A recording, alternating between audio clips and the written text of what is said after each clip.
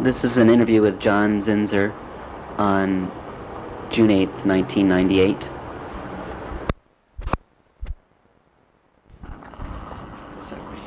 My grandfather was, I think, basically a research chemist, and he studied at Heidelberg and had some famous German scientists as his masters. And when he came back to America, I think he wanted to begin to use that training. And as a matter of fact, the telephone number of the house was 606, and that was named after the famous experiment by Ehrlich and Hatta for a cure for syphilis. And when they asked him what number he wanted, of course they were all expecting him to say number 1, but he didn't say that, he said 606. So it's Hastings 606 all my life, and that's the reason why. He was not a very good businessman, but he was a very good chemist. And I think that it was sort of a sad thing that he got mixed up in business because it wasn't his métier at all.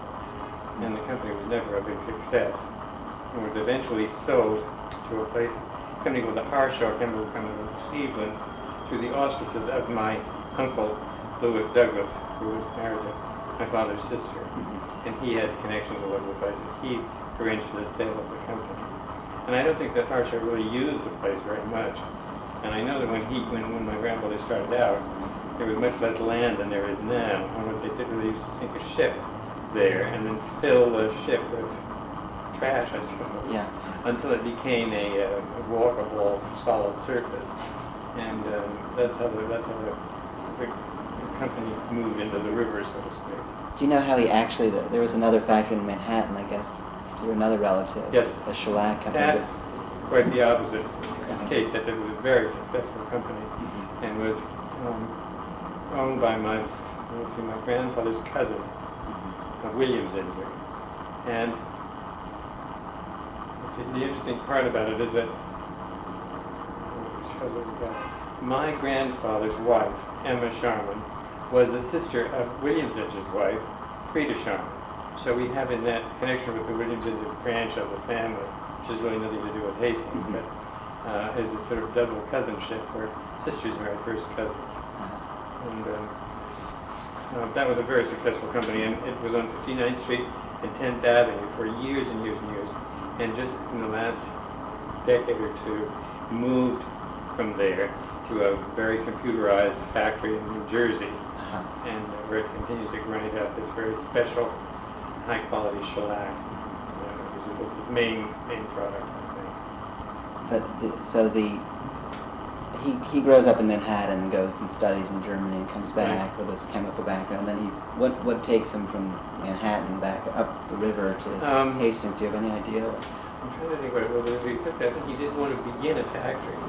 And so I suppose he was looking around for a place for it. And they moved to the parsonage of the church.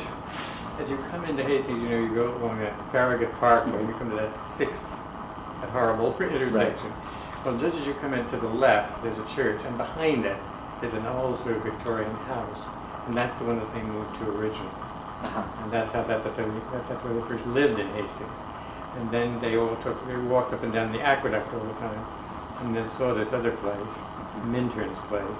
And my grandmother was rumored to have said to him, "I'd certainly like to bring my children up under those trees," because they had, I don't know whether you remember, long ago, that the trees were just absolutely wonderful. I was just reading a letter from Peggy Douglas saying that it was a tragedy that they were cut down. Well, go ahead. That I don't mind the fact that they were cut down to make the park. Right. I think the bad tragedy came when they were knocked down by an ice storm. Oh, okay. Because there was a big ice storm, and then a wind came around the back side of the house and just knocked these gigantic trees in. Very sad. As far as the changing anything for the playground, I think that's just fine. My grandmother loved kids, and she loved to see them walk around in the place, and was always talking, chatting with them and everything. And I think she'd be just delighted that the place turned out the way it was. My aunts tend to be a little bit over-emotional about it. Well, that's where I learned to play baseball with them. Well, exactly. And that's what my grandmother just loved that. Well, a further witness of that is the garden situation. Where the First World War, they split up this garden into pieces so that everybody could have a plot to grow food in. And now I think it's still going on. And there are families who have been there for 3 or 4 generations. And I think my grandmother loved that kind of aspect of life. She was like a little old I would think she's like a countess in a French village where she sort of took care of everybody. And when I moved back to Hastings, which I did briefly in 1966 or 7 or something like that, I lived in the apartment at 565 Broadway, just behind where the A&P is, you know, and then Is it the Dakota? No, not the not the one. Again, at the, you come out of that road, and you can see it straight ahead. It's like that one. I don't know whether it's the A&P now or what it is, but some supermarket. Anyway, when I moved there, I had all sorts of people in the apartment who would say to me, when I was a kid, my grandmother, your grandmother, gave me a present every Christmas. And she gave a present every kid in town, and they would come up the hill with their mother, and then she would give them a present, and that was... Well, I was reading the story that with the kids who sent letters to the post office to Santa Claus. Your grandparents said send them to us, and then they would fulfill these dreams or whatever. That's good. Anyway, I think she took that whole thing very seriously. She had a real sense of I don't know, this term noblesse oblige can be a strange term in the sense of snotty sometimes, but I think she had that feeling in the best sense. She felt that she had a lot in life. Her father left her some money, and she married a guy who had some too. And she felt that she owed the world something as a result of that. And so she wanted to share this position of hers, or this luckiness that she had with other people. I think it was a very good thing. She's inculcated that into her children, who after they left Hastings turned into the big-time money people, money raisers. My Aunt Douglas raised money for the Red Cross and then for the Metropolitan Opera in 7 figures all the time. And my father was a big businessman. He did all that kind of thing. He was the head of on the board of trustees of all the schools we went to and hospitals in Philadelphia and all that kind of stuff. So they all served in a way. And I think that came directly from her. My grandfather was not the leader in that household. She was a very strong lady, and she ruled the roost pretty much. And my father, for instance, and my kids, I say to them now, there's no reason why you have to come at Christmas time. You can come, we'll see you sometime, and that'll be good. Because my father spent every Christmas with his grandmother's house, at his mother's house, until he was 75. And I thought that was incorrect. And I wanted my kids to have some sort of tradition that they could set up on their own. And we would have Christmas either the 21st or the 29th of December, and we never had it at home, That was sort of unfortunate. But we had a great time there. It was a big deal, and everybody came, the whole family. We all sat around the table and had a feast.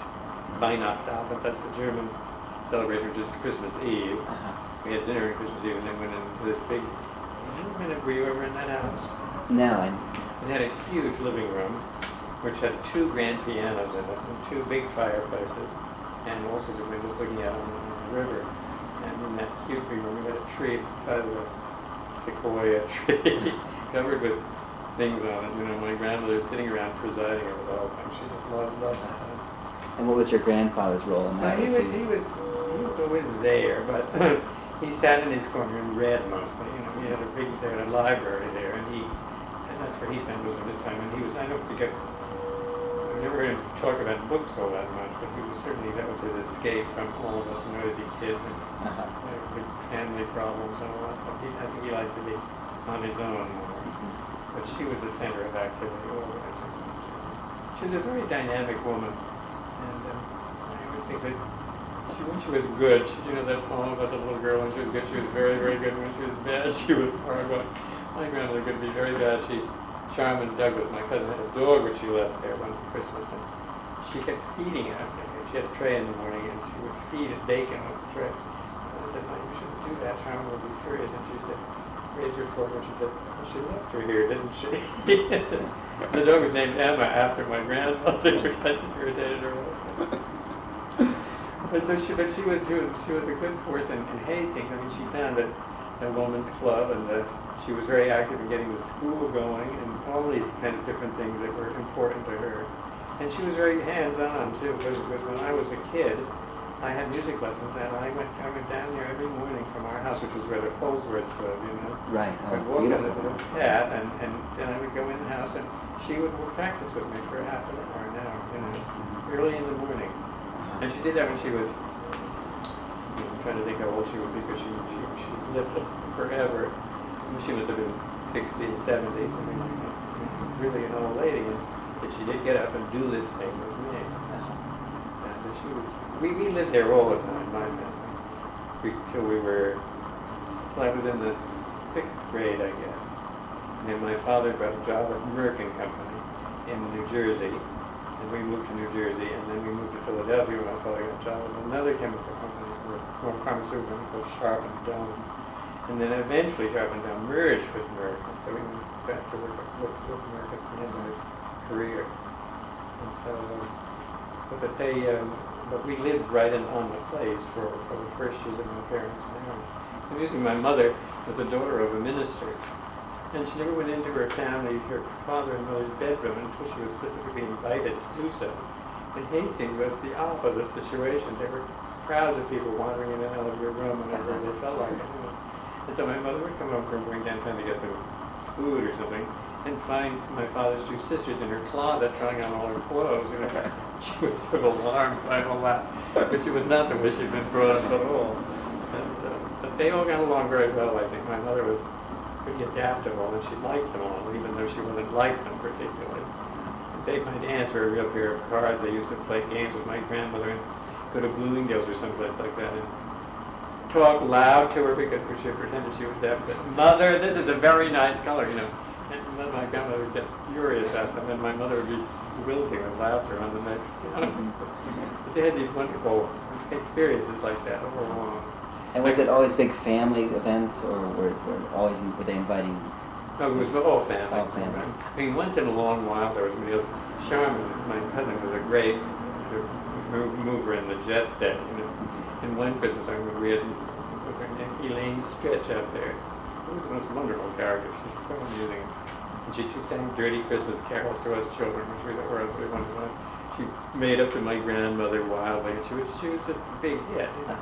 And she sort of helped bring everybody together more than once.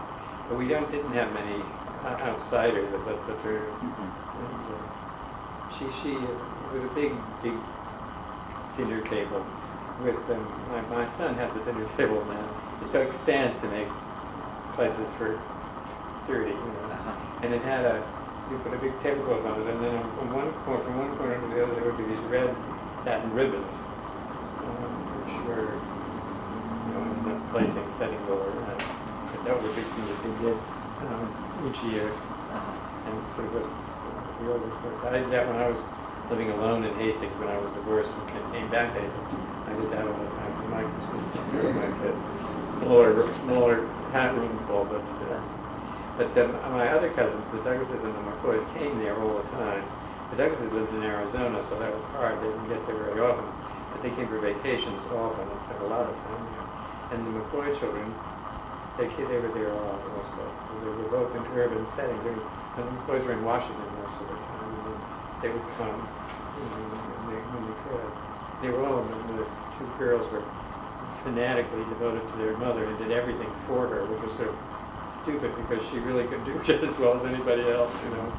She was capable of taking care of her own household. She didn't have to get them to get her a new television set or something like that, but they did it. So. And would you say your grandmother, were they sort of they complement each other, like she was definitely she ruled the house, and then he would go to the factory, or would she join him down at the factory? No, never. She had nothing to do with the factory at all. As far as I could see, I mean, I knew she put a lot of money into it, but she didn't go down there at all. And he was, I don't know, I think that was an escape valve for him. He didn't want to be around her.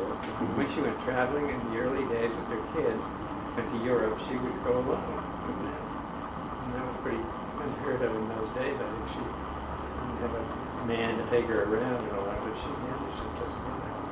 She was a real dynamo. She had a lot of energy there. And, I don't know, my father always used to say she'd been married to somebody, some big deal person. Like you mentioned Dwight Morrow, who was the father of Ann Lindbergh, who was a partner of J.P. Morgan and everything. And he said she married somebody like that, she would have really made a giant score on the world. As it was, she made a big score at Hastings, but she was a big fish in a little pond. So, but she did a lot there, which I think was. Do you know if your grandfather's relationship with his employees, was it strange living in the same town with all these, Do you know how many employees there were? I think there were 150 to Yeah, there were quite a few. 250 at times. They were. I think they got along all right. He was an elegant gentleman, you know, all dressed up all the time. It looked like $1 million. It was very. He was a rather stiff man generally, and I think that they all expected that and wanted him to be Mr. Dignified instead of palsy-walsy with everybody. And he was that. I remember, for instance, I'll give you an example of some of the things that happened. My grandmother once had an elevator in her house, so she couldn't go upstairs, and tremendously high ceilings, and the stairs were forever and very steep, and she couldn't do that. And so they put an elevator in. Of course, instead of getting an elevator from an elevator company, it was made by people at Zinsser Company who didn't really know much about elevators. So they put this one in, and the man who put it in was a man called Hardway. H-A-R-D-W-I-G is his name. He was a master carpenter or something like that at the factory. And when I was there one time, the elevator got out of control. There was something wrong with it.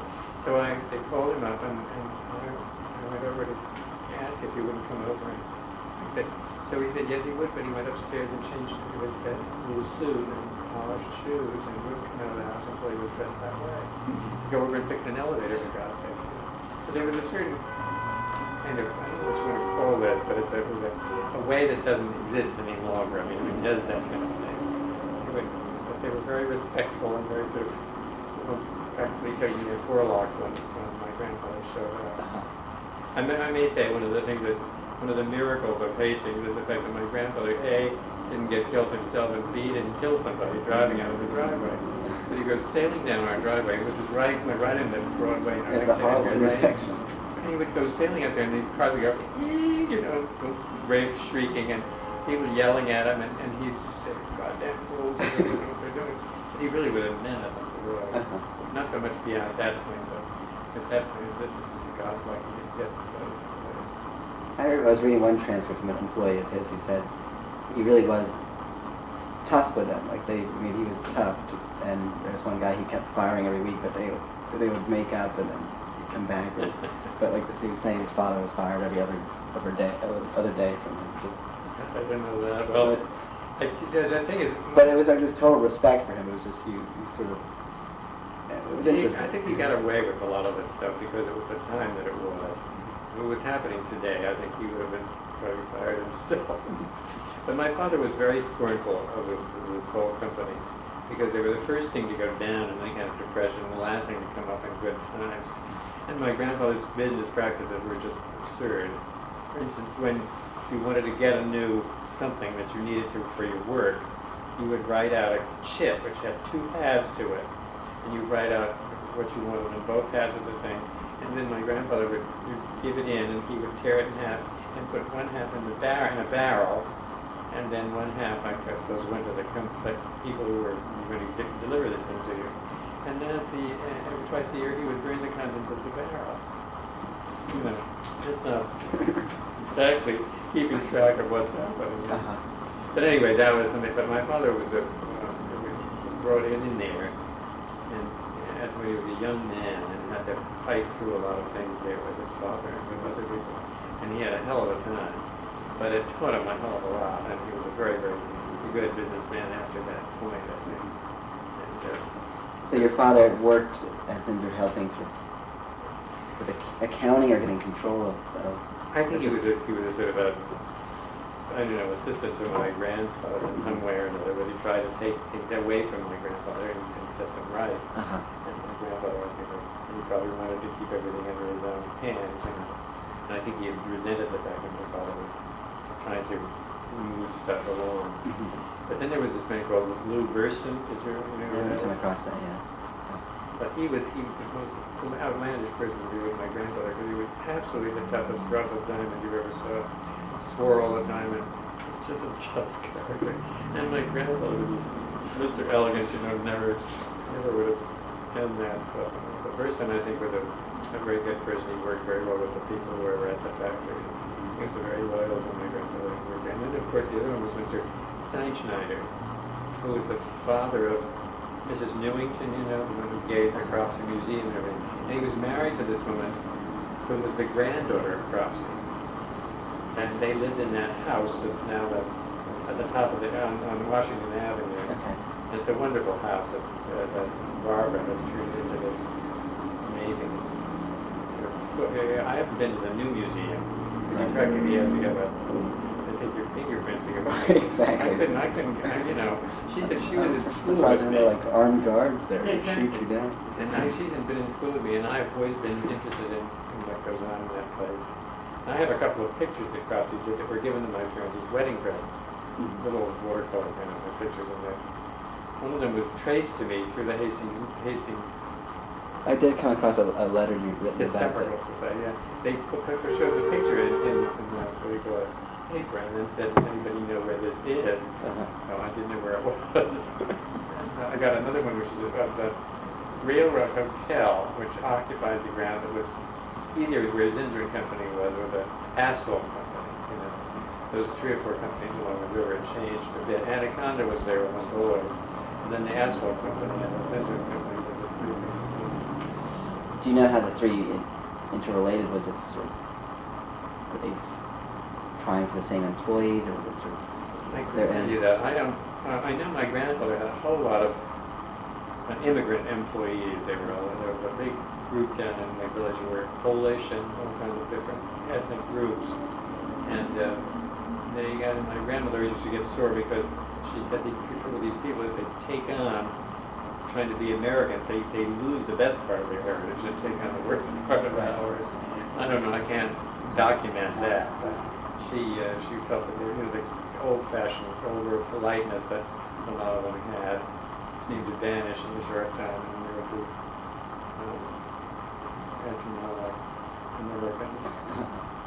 I probably shouldn't say a lot of stuff about that, but anyway, I do remember her moaning about that. Yeah. When they were married, they lived on just off Columbus Circle in New York. And I guess he worked at the Zinsser Company there. I'm not sure, but I think that's where he worked. And then that's when he got this idea for the chemical company. Dyestuffs and fine chemicals is what it was called. And they did inks, things like that. So he came out there and got started. And then after they lived in the parsonage for a while, my grandmother went abroad one year with the children. When she came back, he met her at the station with a buggy and drove her up the hill, and then didn't turn where the parsonage was, but drove up the driveway of the house. But he bought it, and he surprised her when she was there. She was overcome with that.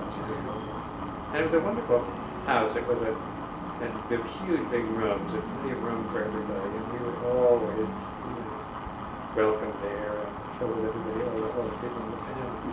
I don't think my grandmother, of course I remember her when she was quite old, but she didn't have that many friends of her own. They had a few people that they knew, and I'm sure in the earlier days they knew those people lived up and down that's really in that area. Did you have great views of the Palisades from there? What? Did you have nice views of the Palisades from that house? Yes. The house it had a big porch around the back on the first floor, which was duplicated on the second floor. And there were 2 sleeping porches, one on one side and one on the other side. One side was my grandmother's, and there were real beds out there, there was a big sloping thing like this, which when first the factory came out and made things to make the beds even, so all the blood would run to your feet. And the other one was for maybe us kids, which was my grandmother, I think, so inside most of the But you could see from there, you could see the river. You could see the night boat going up the river. That was very exciting. Could he see the chemical plant on the? What? Could he oversee his chemical plant? No, there was no picture of that. The trouble with the thing there was that the trees on other people's places started to grow up. Shores. People moved across the street from us. The river began to disappear. But we had when we were little kids. This issue of the heritage of your grandfather was from German roots. Was your grandmother was born in Brooklyn, but was she? Do you know what her roots? They were both German altogether. And my great grandfather Zinsser came to this country in 1848 and had fled Germany because of political problems. Now he turned out to have been something of a radical, which I found wonderful. sort of astonishing, because I think the minute they got over here and had some success, they immediately turned into much more conservative people. But he was a real radical, I understand. My grandfather Sharman came over at the same time, and he went immediately from New York to California in a covered wagon on the gold rush. And he lost on the way out his mother, and his sister died. And he and his brother and my great-grandfather's father all went on to California and got there. And I always thought what he did was he made some dough and got some gold and came back to New York, where he went to Brooklyn and set up a brewery. And he was a brewer of sort of quite ordinary beer, workman's beer, not a fancy Heineken type beer. And that was a very successful brewery, and he was quite a lordly figure. He was a big man and very much a tyrant, I think, in his family. He had 5, but I guess he had 9 children altogether. 2 of them died in children, and then there were left 7, so there were 5 girls and 2 boys. The girls were all gigantic. My grandmother was the only one who would get out of the bathtub unassisted at the end of her life. And all the other ones were big, big ladies. And the 2 sons had a hard time with their father. He was very stern and difficult. But this is all, family legend. I never knew him at all. He was he died, but he spoke German always to his children. I have a letter that he wrote to my great aunt. Who was speaking German all the time? Was it? My great-grandfather. And he said, "You'll notice that I'm addressing you in English. It's the first time I've done so." And it may have been during the war, because my father's name, my grandmother's name was Sharman, Scharman. When the war came along, they changed that to Sharman, which is a much more Americanized version of it. And I think that, I know you've got any facts up there in that. They started to tell you about my grandfather's poison gas factory. Right. But he put a lot of his own money into that and never got reimbursed for it, which was, again, probably his own fault. But I find that interesting, sort of, he's creating these chemical weapons, supposedly, against the Germans. Is that sort of an issue for him? Well, I don't really think so. I mean, they were pretty separated by that time. Although my father's first cousin, a woman called John Zinsser, was married to a German in Bremen, I guess she was. This was just before the Second World War. And the father of this man, was a Nazi. And he wrote a book about our family to show that we were true Aryans back to the beginning of time. And I've got a copy of that book called Stammtafel, that's like a family tree. And if it goes to thousands of relatives over there, all listed in these plates, and who's the father of whom, and that whole printed in German type script. And my father used to get aging mad because once in a while get a letter from somebody saying could he send a size 58 blue suit over there because blood is thicker than water, and he was enraged. But that was a connection which came later. And then during that after the war, my uncle McCloy was made the High Commissioner of Germany. And they went over there, and there's when this woman appeared who was married to, she didn't appear because she was dead, but she was, Augusta Zinsser, married Conrad Adenauer, as his second wife, and died in concentration. And she was my father's second cousin, I guess. Again, these connections began to show themselves later on, but during the earlier years, I don't think that there was much truck between maybe one relative in Wiesbaden or something that they were in contact with, but most of them forget it. They're not that into that. It does sound like it is during the wars, both wars, that Hastings became sort of this army barracks set up to oversee because Anaconda was doing stuff as well. Right. Zinsser. But it's interesting. Your point is such an interesting one. Did my grandfather have a hard time with that? Making poison gas that was going to be thrown at his relatives. And I don't know whether I think that's... I've never heard of that said. I've never heard anybody would mention that. Maybe he just sort of felt... I think he was under a lot of pressure in himself to try and be more American than the next person, So those German traditions, they still persisted in our household. So we got money knocked out of it. As I said, my grandmother made German Christmas cookies all the time and German dishes all the time, and was into that. But I think it was more she was more into that than he was. Right. And I guess this is, I don't know why you would know this, but the company did have surges of doing very well at certain times, and then... I don't think it ever was a big cash box. It was not. It didn't do very well. When they sold it to the Harshaw, they got the capital out, some of it anyway. And that was a good thing for everybody. I don't know quite. When our inheritance from my grandparents was a place. But they said they sold the place to the village, I think, for I can't remember how much, but we were the beneficiaries of that sale, all the grandchildren. And I don't know, the sad thing, we were very close as a family when my grandmother was alive. She was a queen in Hampton. And then we still kept something going. My aunts were alive, but now that they died, I don't see my cousins at all. And that's very sad for me because we were really buddies. I mean, my Douglas cousins, one was born on June 20th. I was born the next June the 20th, and the other was born the next June the 14th. So we were I was exactly a year in between these two boys. We were pals always. But there's no longer this central huge house to come to. No. It happens in a family, I think, when you have a person who is the focus, and when that person goes, the focus disappears in a way. And we never were that close after that happened. When did your grandmother die? This is why I can't, when things like Alger Hiss was accused of doing all these things, and he couldn't remember what kind of a car he had in 1935, I sympathize with him so tremendously. I have no idea. I can find that. She must have died, I think she was born in that was my father born in 1894. She, 19,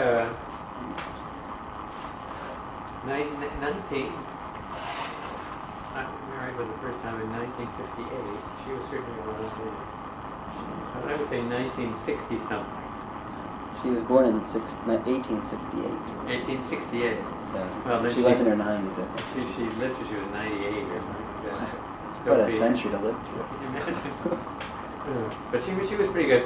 The last time I remember, I went to visit there with my two little girls, and she was in bed, and my aunt Peg Douglas was there, tending her, and the kids were playing on the floor. My son was there, so one of my sons was.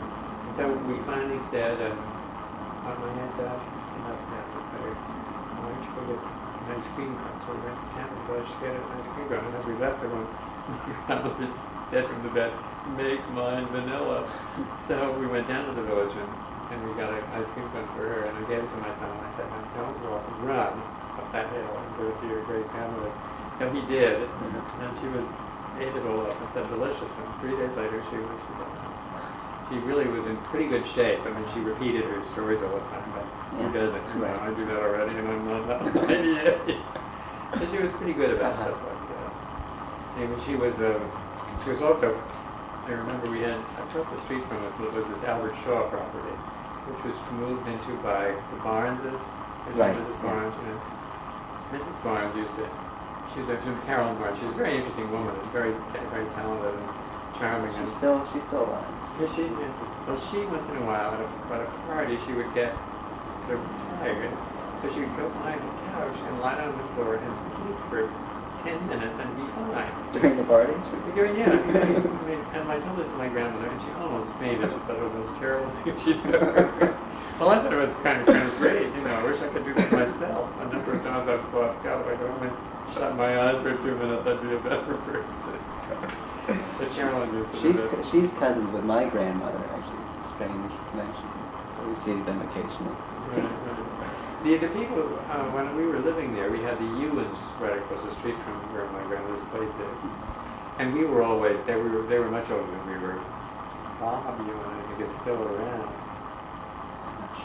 Anyway, but there was another one older than him, and then Marjorie was about a little bit, 1 year older than me, maybe.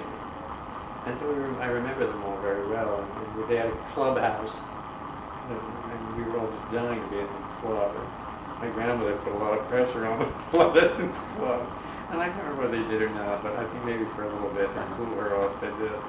But that's the kind of thing that she did. She was always throwing her weight around in honor of her grandchildren. And I remember William Zinsser, the guy who owned that Shellac company. This is probably the son of the first one. And he was from my father's age. When he got married, his wife very graciously invited one of the two girls to be a bridesmaid. And my grandmother wrote her a letter and said her girls had always done things together, and that she never did, refused.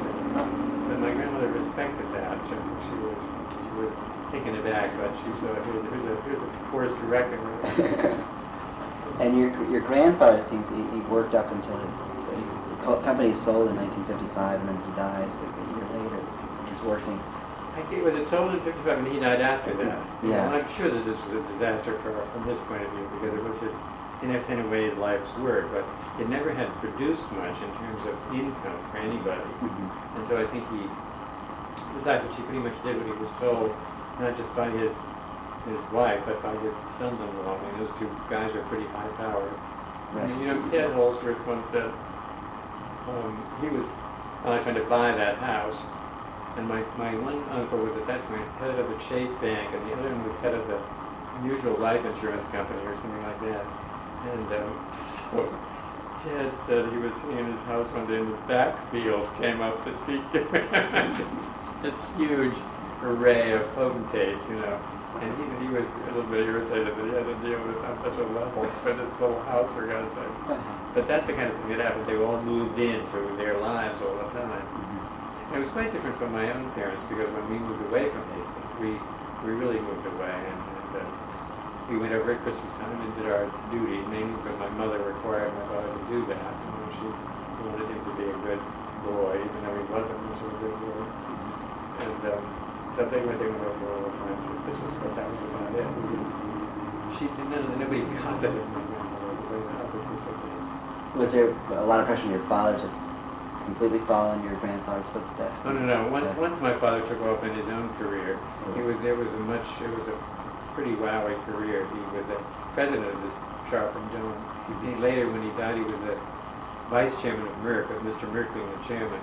So that was a big deal. And so I think that everybody respected him. And he should come give it all up and come back and try to get Zinsser coming out of another ditch. Particularly since it was sold by, I don't know, 1955. My father started in Philadelphia in about 1935, so that's 20 years later.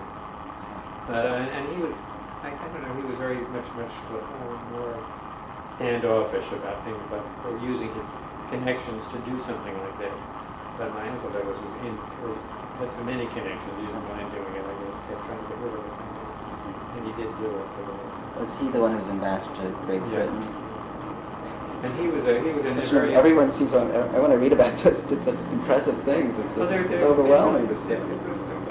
That generation really had a lot of impressive things going on. And Uncle was an amazing man. When you sit around with 40 people,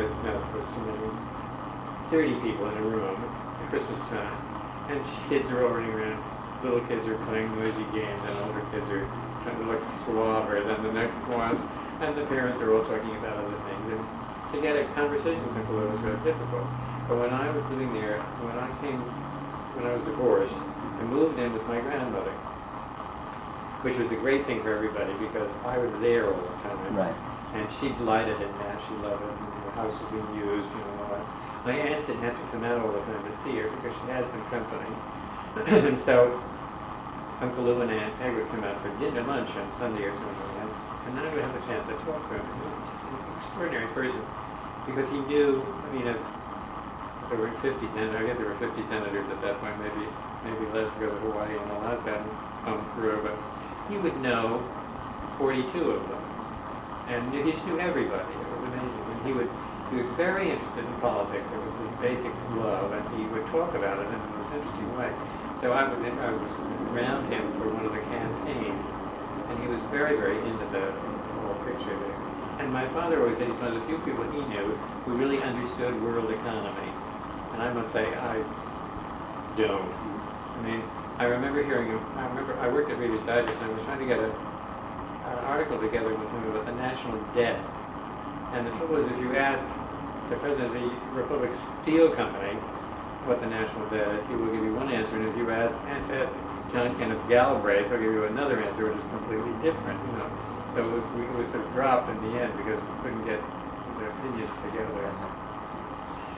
Was there sort of pride on your grandparents' part of all these impressive children? Children of it. And well, one time, again, this sort of a crusty old couple, when they were close to 90, they went to Europe. And of course, this was arranged by my aunt, so they were limoed to the, airport, and there was a special place, and sort of a forklift to put them on the plane, and they had 2 or 3 seats in the first class and everything. And then they flew over to London, where my aunt was an ambassadress, or whatever you call it, the ambassador, and then they hung around there for a while and saw this impression. And then they went to Germany, where my clothes were situated, and she had among other things a private train, which used to belong to somebody like Goering. And so she popped them onto that train and took them around where they wanted to go. And they went to Heidelberg, where my grandfather stood beside the desk he worked at, and had his picture taken there. And he was thrilled with that. He just loved that. And so they was he just at university in Heidelberg, or had he had a job there? No, in university. And I think both were delighted at the success that everybody had. It's particularly since in the other parts of the family. Well, my grandfather had several brothers. He had a brother called August, who was a banker, and he was a character I understand could drink a bottle of whiskey at his desk every day, but without showing it much. But he was a banker, and nothing more great. There was another brother called Herman, who I believe was a suicide, and then there was a third brother called Hans, who was a professor of bacteriology at Harvard Medical School. Okay, actually, his book's over there. Oh, you do? Is that when he's dying, writing about it. As I remember. Do you know the story of the title? It's called The Biography of R.S., and R.S. later turned out to be Romantic Self. So it's his own story, and the first 50 pages of that book are about my great-grandparents. And where they lived and what they did. But he was an extraordinary man, really extraordinary. I never met anybody who knew him at all, man, woman, or child, who just wasn't mowed down by him. When I was at college, I went to Harvard, and the professors used to say, would I please come up to the front of the class, at the end of the class, what have I done wrong, And it would be because they knew him and admired him. And this is not just a chemistry professor or a biology professor, but a professor of history of religions or English or anything like that. He was really a Renaissance man. And he had a sort of a salon. I have some papers at home about the family, and he had a group of people who worked for him in Harvard, and they would have lunch together, and they would all bring lunch, and then a couple of drinks and sandwiches and whatever, and they would discuss things, not just scientific things, but political, philosophical, all sorts of things. And I was reading the first 20 pages, going into French and German. It's amazing. It's really amazing. He was really a marvelous person, and his daughter-in-law, Barbara, lives in New York now. His son was a urologist, but he died several years ago. And she's a lawyer. She's about 80, and she's a lawyer who goes to work every day. She's a very thoughtful character, very able. She's a divorce lawyer, and I always said, if I was going to get a divorce and I saw her on the other team, I would give up and go home. She's sharp. But anyway, those brothers and sisters of my grandfather, they didn't have the same kind of noble children as these two. I'm not saying. Did they ever come out to Hastings? Yeah, brothers. They did. He had a big conflict with his brother because the brother was the banker, was the one who had a.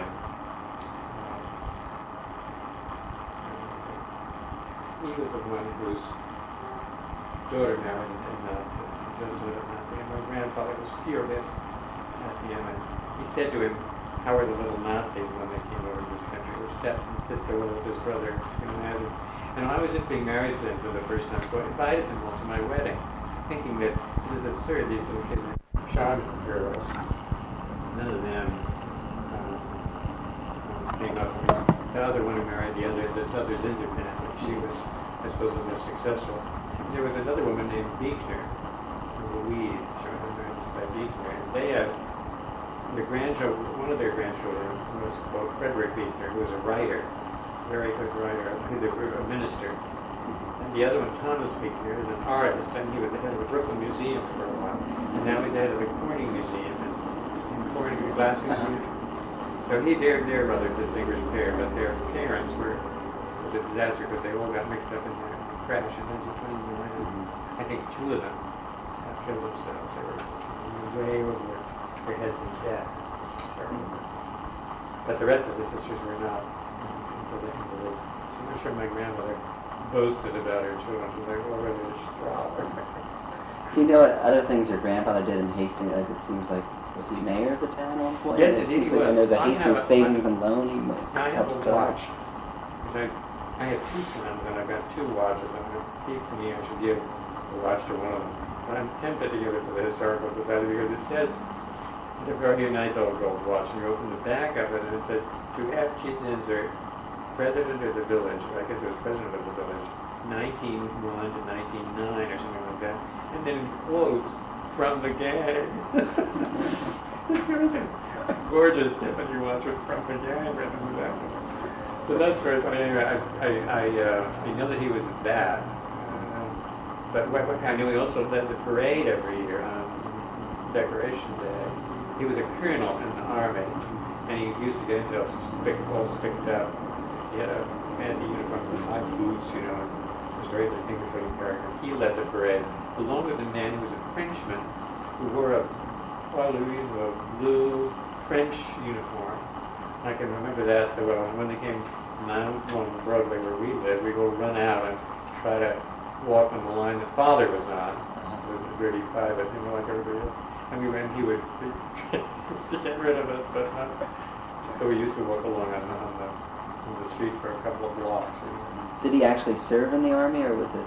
My father served in the army in the Chemical Corps, and my grandfather, he must have served in the army because he was called colonel. I've done some reading where it seems like it's because he was involved with producing stuff for the war. That's very possible. I don't know though. That's an interesting question. I don't know. All I know is my father did serve, and we just got my sister has it now because she visited me recently. We're going through a lot of archival material, and there's a whole book of letters that my father wrote to his family when he was in the service. And I've not read it through yet, but she was very taken with that.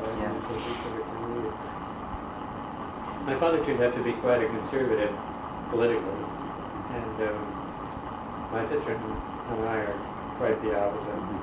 And my brother was still trying to be a Republican, but failing. Anyway, but my father was very stern about all that. And my mother, when she was ill at the end of her life, her nurse sent a picture of her sitting up in her bed jacket in her hospital bed at home with Nixon buttons all over her, which the nurse had required. So she got a letter back from Dick Nixon saying how wonderful it was that she was taking an interest in all this stuff, at her age. And then they sent a picture of Julie and David and Tricia and Eddie and the parents in full of Technicolor. And each of us, I think my mother had a big scrapbook and all this gag every time we did this picture. So that's what I mean about this conservative element.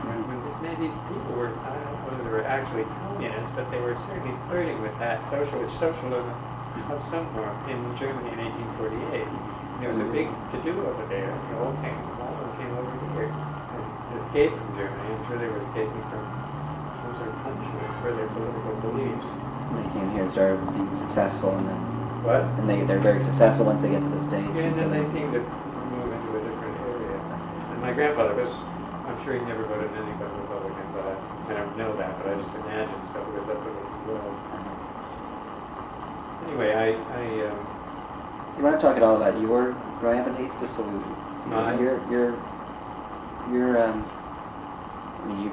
where have you you went to Harvard, then you went on. I went to Harvard, and how it related back to sort of what other people in your family were doing. Well, I went to the Harvard Business School after that because theoretically I was supposed to go to Zinsser and Company. Fortunately, my dear uncle sold the place before I could get there. And so I went and said to the Monsanto Chemical Company in Springfield, Massachusetts, where I worked for several years. And then I wasn't liking it at all. I majored in chemistry at college just because my father euchred me with this wonderful statement. I said, I want to be either a chemist or a journalist when I grow up. And he said, well, you can be a journalist with a chemical background, but you can't be a chemist with a journalistic background. So I had to take all this wretched science when I was in college, and I really didn't like it at all. So then I left Monsanto, and I went to work for Newsweek. Had a gigantic reduction in salary. I may add, I shouldn't please my father either. But then I worked there for maybe 10 years, and then I moved from there to the Reader's Digest, where I spent 36 years. And I had an absolutely super job. I was in the condensed book. And I had worked with the most marvelous people, and I was the international liaison. So every year I would take a trip all over Europe, and I went to Japan, and I went to Australia, and I went to Rio, and I'm everywhere. And it was a wonderful job, and the people were terrific abroad and here. And the Mr. and Mrs. Wallace, our owners, were wonderful to us. We were like their grandchildren. It was a very real old-fashioned, what you call a patriarchy or matriarchy, whichever, both, I suppose, because they gave money to courses because I was interested in it. I mean, they were amazing like that. They really backed you up 100%. So I really had a great business life. I had a job. I was paid a lot of money for reading books most of the time. And also, I was in New York. When I was in New York, I was the liaison between the digest and the publishing business. So I knew all of the publishers and all that stuff. And I knew the publishers abroad too. So it was a great thing. So no regrets of going away from getting away from the chemical. Oh yeah, like exactly. No regrets. Yeah, I was not sorry to do that. I worked in the plastics division of Monsanto. And I understand that in terms of what I was interested in. But that was a great career change for me. And my father, fortunately, loved the Reader's Digest and read it always, and was just very happy that I had gone there. And he unfortunately died before I made my big mark because I got to be editor-in-chief of the condensed book. And did well financially as well as every other way. And he would have been so happy about that because he was always nervous about me doing this weird little thing. What somebody does for fun with this idea, wasn't serious at all. You can remember talking to me one time about a friend of ours whose husband was the director of a museum. And he said, that son of a bitch is always doing exactly what he wanted. I said, what's the matter with that, He was very angry that this man was at that life. I mean, this guy had, one of the things he had was a statue by Lachaise. It's I know you have the woman in the museum. She's still a woman standing. It's an elevated woman. Yeah, that huge, big, busty lady. And when you stop there at their house on the way to place that way places in the summer. And my mother thought I would drink, sit in the shadow of this terrific lady. I can remember the Molson. Was not there thinking about that. It's one of those at the Rockefellers thing. But the other thing my grandmother really gave to me was a terrific love of music and business about working, practicing with me. But she also would play. I mean, one day I remember we were talking and she said, mentioned a song, a Schubert song. And I said, what's that? She said, you don't know that? She was in her bathrobe. And she grabbed me and a couple of other kids and dragged us in, sat down on the sofa, and she played this thing and sang it, even though she was really quite alone at that point. And she sang in public when she was young. We have a cousin, one of William Zinsser's daughters, Polly Zinsser, married Henry Steinway, the piano person. And Steinway's grandfather, William Steinway, kept a diary. And so he sent me out of his diary little squibs about, we all went over to Dr. and Mrs. Zinsser's house, and Miss Sharman, who was engaged to young Fritz Zinsser, sang certain things. So that's probably got the old German family there, way back there sticking together. It's an interesting, my own personal heritage is so mixed, because on the one hand there's this extremely German connection, and my mother, on the other hand, was a sort of a Puritan type background. I mean, her ancestor, William Wadsworth, founded the city of Hartford in 1635, but a whole lot of people walked from the Massachusetts Bay Colony to Hartford to found the city. And one of my very big sadnesses in life is that my mother didn't live long enough for me to talk to her about living in Connecticut and having this name being such a powerful name. Right. The museum in Hartford is named after having one of the ancestors started it. And there are towns called with streets with Wadsworth Street and all that stuff. I would she would have loved to know all that. Yeah. I didn't get a chance to talk about that. It's interesting when you see your parents die. I think so many times of what I would love them to see that the way I live now and the wonderful life I have now. But then they would have to know things which would be so hard for them. I had a daughter who would get in an automobile accident and have that. And my sister's husband left her, and that it would just have been so scored by that. And so I guess it's better you just have to leave it alone, and they can avoid seeing my happiness now if they extend the period of but anyway, that my mother was a real New Englander with a vanadium steel spine, not given to weeping and moaning. And where did your parents meet? they met. My father was working at Zinsser and Company, and my uncle, my mother's brother, came to work there also, because he was a chemist. And then Mr. Steinschneider gave a party when she came over to visit her brother. She lived in Philadelphia. When she came over to visit her brother, she came to this party. When I came back in 1960, whatever it was, to live in Hastings, I called on Mr. Steinschneider, and he said, in that wonderful studio room where Crofty used to paint, he said, "You see that corner of the room over there?" And I said, "That's where your mother first saw your father." Whoa. Amazing. And so that's when they first got acquainted. And they were a very, very connected couple. Mm-hmm. They had a wonderful relationship, much better than any of the other ones that in our family. I think they were really good for each other. I'm trying to think what it is I can tell you that will help you. I mean, you've hit on some great subjects. I just think maybe if there's more, because I know they're going to want to know more about the factory and the relationship between. If there are any anecdotes, if you know about his, I've read that he would go to Colonel Zinsser would be there every day, marching around and checking on things. He'd be there on Sunday, making sure people were doing stuff. And anything you wouldn't know about. Well, I'll tell you another thing. My cousins, the Douglases, and I worked there one summer. Mm-hmm. And we lived with my grandparents, and we went down. I worked in the machine shop, and Peter Douglas, I guess, was a carpenter shop, and Dew must have been in the electric shop or something like that. We had these old-time, artisans who were teaching us things, and it was really a wonderful experience. And my grandfather was about, but he never really paid much attention to us. I think he was very pleased that we were there, so proud of the fact that we were working. Do you remember what year that was? You don't want to get your back. Pretty early. It was, I imagine it was sometime in I graduated from school in 1949. It must have been, I would say between 1948 and 1952, something like that. And we all worked there the whole time. I tell you how we can find out is because we drove in one day from Hastings to New York. An absolutely hair-raising ride with my cousin at the wheel and me looking at the back for policemen. And so we went to the hospital to visit my Aunt McCoy, who just delivered her daughter Ellen. So however old Ellen is, that's when we worked together. It's a pretty roundabout situation. But anyway, we had an interesting time. It was good for us all to do that, I think. And do you know what they were producing at the time there?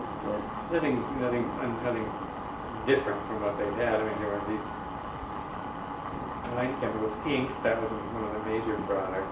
Is there nothing up there in the... There's some stuff, but for example, I read a transcript from some workman who worked there 30 years, and he said, well, I moved the stuff from this barrel to this barrel, and it's all like stuff, and it's not very specific. Yeah. So you would think there would be some sort of a thing there that would show what they actually made.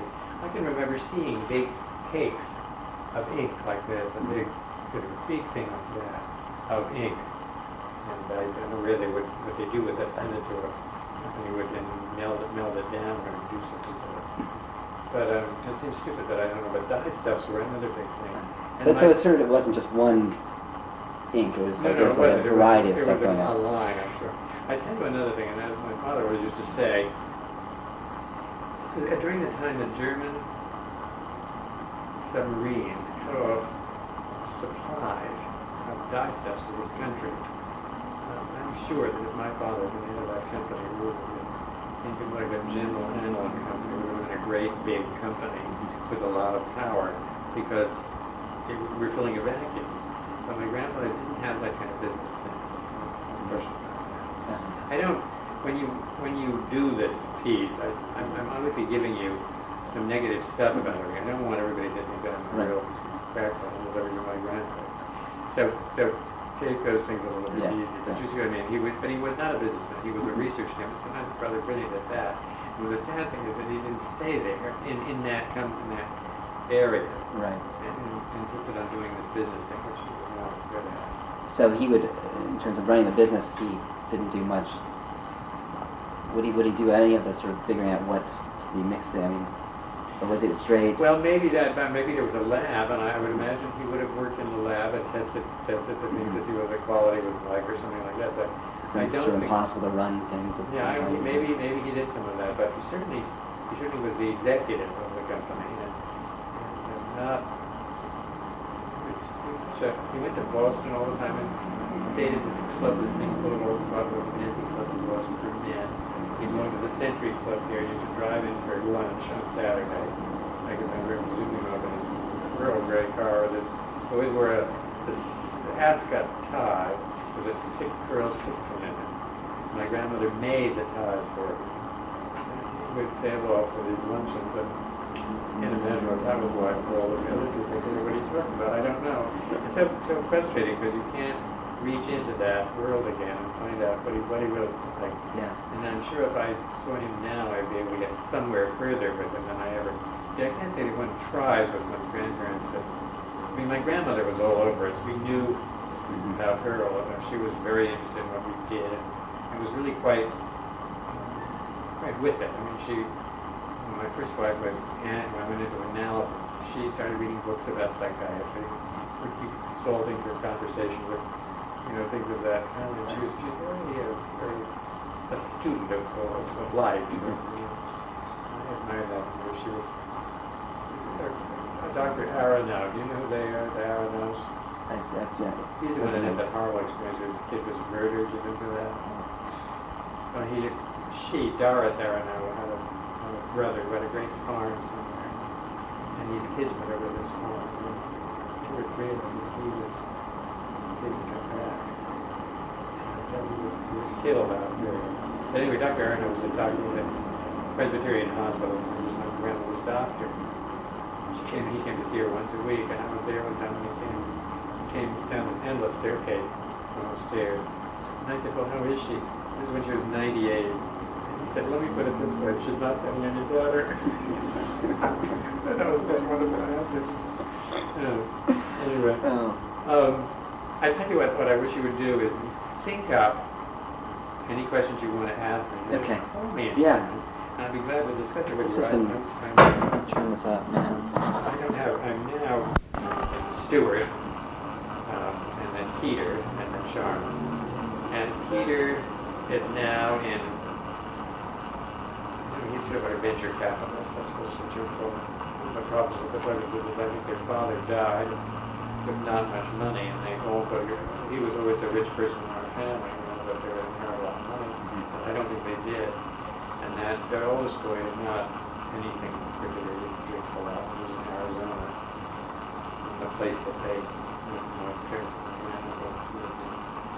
He lives in Denver now. And then Sharon died about 3 years ago. And she lived in New York and was very,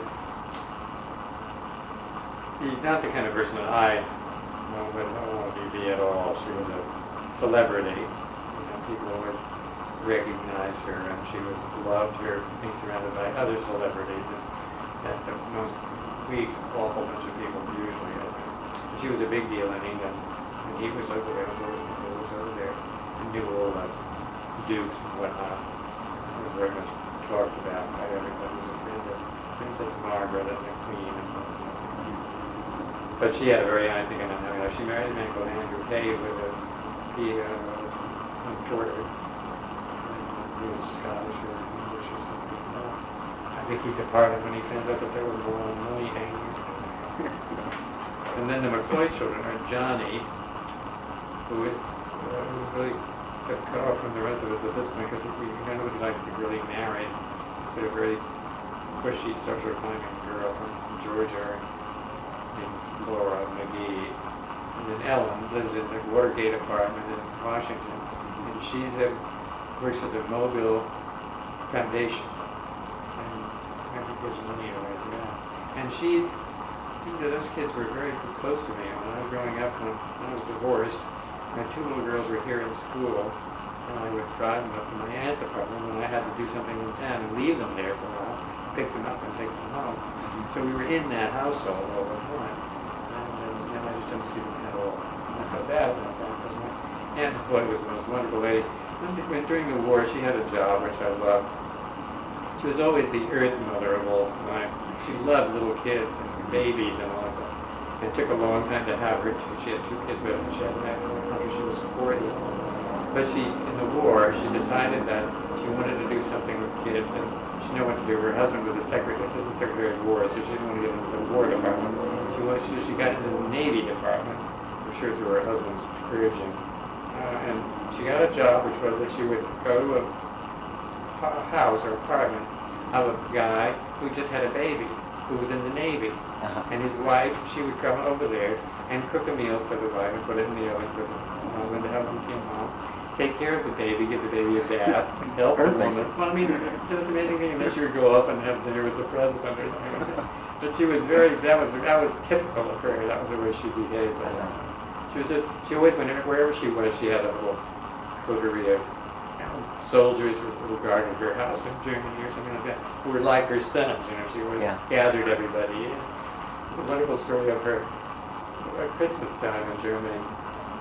Peter Douglas sent her a present, comes with like Neiman Market, it was all wrapped up in this gorgeous box, with it flowing all over it. And she was getting her quite tearful about her beloved Peters, and remembering that I am, and she was so far away. Went on and on about all this, and men were all huddled around, and she opened up the thing, and it was bath mats made out of foam rubber, and all it was, there was breasts all over it, foam rubber breasts. So she opened the box, and all the guys go,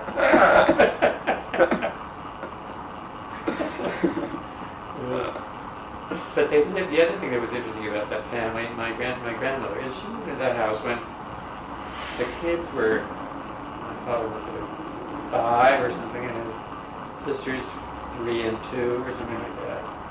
And they lived in that house always. There were never they never went any other place. In addition to which, there were 4 women who my grandmother had her picture taken with them one time, who had been with her for 40 years. She was the cook, the nurse of the children, and the mother of the chauffeur, and my grandma. The 4 women had been together for 40 years. And they never had a babysitter. Because one of these women would be there, and they knew there was never any kind of thing of that kind. With a kid nowadays, boys got. Well, can I tell you right now? Okay, bye. Well, anyway, so you can see that the difference between my must have lived in 7 places or so at least. But not only to live in one place, but to have people who are helping you. That like that time, it's unbelievable. It's sort of from another era. But that's the way it was always with me. My grandmother was always a great one for food too. She loved food, and she would tell everybody how to make things. And her daughters would say, "For God's sakes, Mother, what are you telling us that for? You've never been in the kitchen for 25 years, and she said, just because I don't do this. There is. I may get this anecdote wrong, but there was something that someone's inheritance was based on the fact that they needed to. The daughters had to cook a 3-course meal or something. Each of my aunts, I think they got $10,000, which was a lot of money in those days, for cooking a dinner, which was the first course, the main course of dessert, and then serving it to the grandfather in a dress they made themselves. That's a wonderful sort of thing, you know. I wish more people would do that nowadays. It might, you know, I give my wife a sock and say, can you pick the hole in the sock, see that hook, throw it away, you know, forget it. I think it's a very practical test. Well, my grandmother she was always working at something. She would buy a hat for $100, you know, late in her life, and tear it all apart and make it over again. And then she had these blankets, piece of cotton flannel like that, and she crocheted an order on it. And then she sent it to a place where they had fallen women, as she called them. And these blankets were at the first place, and when she did them, it was wonderful. And then she got older, really older, these borders would sort of go like this. Well, anyway, well, thank you. I do mean, call me up and ask me anything you want to. I'm sorry not to be a little more intelligent about the factory. We were never involved in it, because when I left Hastings, I must have been 34, 33. Let's say I was 10 or something like that. And all I knew was my father was really not happy about that place at all. Mm-hmm. And so, although I don't know why he kept shoving me toward it. But I thought it was a correct thing to do, I guess. Uh-huh. But I never ended up there, thank God. I would have died at that.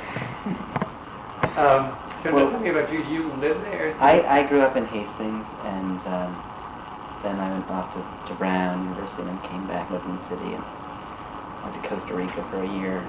And then I've been working at this audio tour company called Acoustic Guide for 4 years. When you go to the Metropolitan Museum, you rent the cassettes. Yeah. Which has been a great job. It's sort of been overseeing the writers and the narrators and people like that. But I left, last week was my last. I'm going off to Dartmouth Business School in the fall. Oh, you are? So, but my schedule right now is in a week I'm heading to Europe for the summer. Oh, wow. So it should be great. I'm going to go to Berlin, we had all these exchange students in Hastings growing up, so I'm going to stay with, one was from Berlin, so I'll stay with them for a week, and then another was in Milan, so I'll go down and visit her. Great. And then I'll end up in London for a few weeks. So I don't want to rush this article, so I feel like I'm going to work hard on this week, but I think I'm not going to be able to finish until I get back. I'll be back in August 10th. Okay. Well, but what I'd like to do is maybe I'll just work hard on this week, and I'll come up with some questions for you and mail them before I leave. If not, just let me know when you get back. We're going to be in Alaska from the 1st to the 10th of September. Mm-hmm. Otherwise, I think we'll be pretty much at home. Okay. My wife has 2 daughters who live in Alaska. Uh-huh. So we go up there all the time and see them. Nice. It's wonderful. It's very interesting. How long ago did you retire? I retired I think about 10 years ago. Uh-huh. I was in some sort of stock deal, and I wanted to sell it while the capital gains tax was what it was, and before it went up. And so I retired about 6 months early in order to do that. And so it was about 1988 in the fall. I don't do anything with the company now at all. I miss my buddies. I had a bad year this last year because I had a heart operation. I never had been through anything like that before. I had a valve replaced. It was quite a to-do. And I lost my voice for 6 months. In good health now. I just like that all the time. And then I had a bleeding ulcer that you sometimes get because of the trauma in the emergency room and all that stuff. So I didn't have a happy 1997 or whatever it was. Can I ask you for advice for someone when you went to business school, right? I did. Business school is a great thing to do, I think. I'm very interested in reading and letters and all, and people say it might not be a good fit for me, but I think that it's sort of important for the structure of having it. I agree. We had courses at Harvard. I went to Harvard Business School, so they had courses in accounting and marketing and all that kind of manufacturing and things like that. And then other courses in how to get along with people. My own feeling about it is there are 2 or 3 things that are important, and one I'm sure you are going to be excellent at, being able to express yourself both orally and in writing. And there's so many people who cannot do that. It's alarming when you think of these people who are big deals and they can't really express, put into words exactly what they mean. That I think is terrible. And also this business of trying to understand how other people are, how they're reacting to things and how you can help that take place. You know, we had a man called Roethlisberger who was a professor, and he did the original work out in Western Electric Company about motivation of people. And they found out that if you gave people a little E pin to put here, that was better than giving them a raise, you know. Because they had such, that was the first motivational study they ever did, I think. Anyway, I think all that kind of stuff is important. And they'll give you also some sort of a basis to be able to read a financial statement without turning pale, you know. And I could do that in the digest. I was one of the treasurer of the company. Got a thing from the business school saying that in Pleasantville there were 3 people who'd been to the business school. One was him, one was me. And he came up to me and said, "Did you go to the Harvard Business School?" Me, an editor. He said, and I did that, and he said, "You're a traitor to your education." We just wanted to see you got a job you like. Yeah, well, I really did. I don't know. You can. I'm a great admirer of business. Business does. I think there's so much. What do you call it? Corruption in it. You know, because there's so much money there, and they use the money for the most disgusting purposes. I mean, make Congress do what they want and all that stuff. I'm on the process of writing a letter to the newspapers about our little ceremony for Memorial Day in Cornwall, where I live. We have the typical parade, the fire engines, the brownies and the Girl Scout with and their parents running around at 5 to 6 people in uniform who are, you know, still able to get into their uniforms and a speaker at the Wilmington. One thing they did, the speakers had been in Cornwall graveyard and seen people who fought in the Civil War and gave a talk about 5 or 6 of them and told them how they fought and what the problem, what they had been doing. And then somebody read the Lincoln Gettysburg Address, and at the end of it he says, "So that government of the people, by the people, and for the people shall not perish from the earth." And all I can tell you is, when I heard that thing, I got this tremendous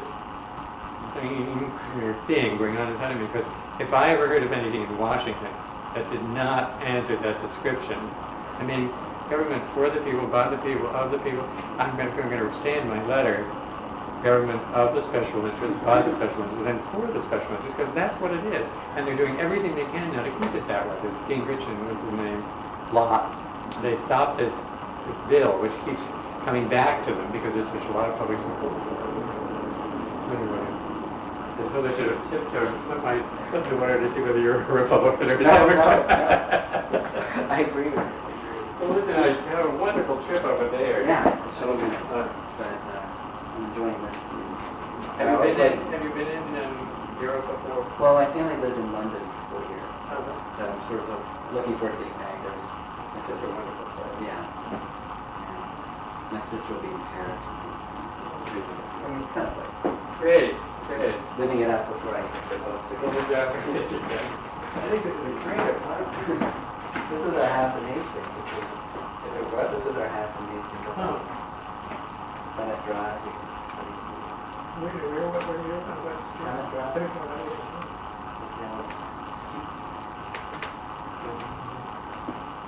Mine, you know, I'm not an expert on anything either. Now we've sold it. I hate going back. It's just so trash. The only thing that's worse is when you can pick up the best you possibly can, and then when you get to buy your place, with our things, this could be not. That was you know. That's in the banding. Okay, well, have a great time, and call me in August or something. Yeah. I'll try before I leave next week to somebody who looks at the question. Okay, great. And then should I send it here? I'll say Put that in the letter. that's what we're on. Precious and an answer. Yeah. Very good. Okay, great to see you. All right.